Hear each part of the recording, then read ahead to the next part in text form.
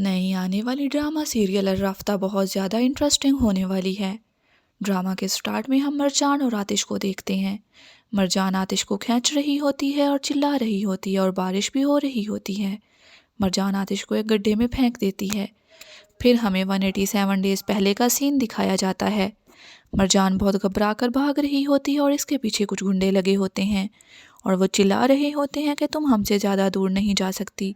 मरजान को एक बोट नज़र आती है और वो उसमें जाकर छुप जाती है और अपने ऊपर नेट डाल लेती है और उस बोट का कैप्टन होता है आतिश, जो कि हमारा प्यारा सा हीरो है। और आतिश आके मरजान को देखता है और कहता है, लगता है मेरे नेट में एक फ़िश फंस गई है। ओह सॉरी, जलपरी कहना गलत नहीं होगा।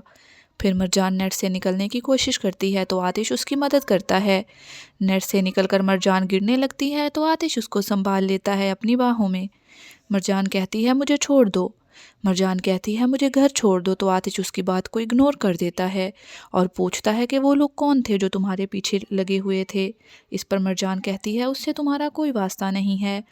आतिश पूछता है क्या तुम उन्हें जानती हो। मरजान इस पर जवाब देती है नहीं। तो आतिश कहता है मुझे तो लगता है कि तुम उनको जानती हो।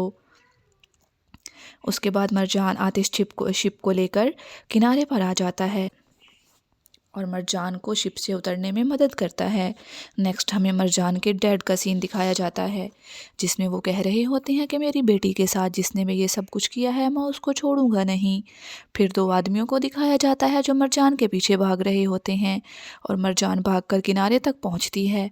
अब वहाँ उसे समंदर के अलावा कोई दूर दूर तक नज़र नहीं आता और आतिश वहाँ घोड़े पर पहुँच जाता है और दोनों आदमियों को बहुत मारता है। फिर मरजान को घोड़े पे बिठा कर ले जाता है।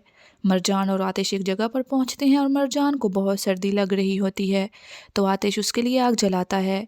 फिर मरजान कहती है कि मेरे डैड ने तो इस्तांबुल को इधर से उधर कर दिया होगा। ये सुनकर आतिश कहता है मैं सोने लगा हूँ।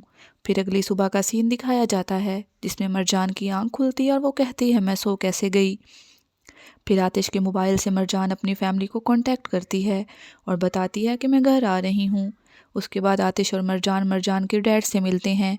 इसके बाद हैदर अंकल आतिश को शुक्रिया अदा करते हैं और आतिश को दावत पर बुलाते हैं और मरजान के बाबा मरजान को कहते हैं कि तुम नज़ीर से शादी कर लो, वो हमारा सारा कर्ज उतार देगा।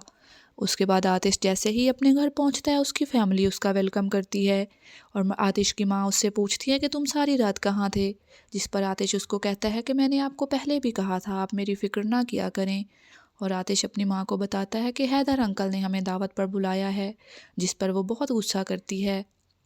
नेक्स्ट एपिसोड की अपडेट के लिए मेरे चैनल को सब्सक्राइब करें।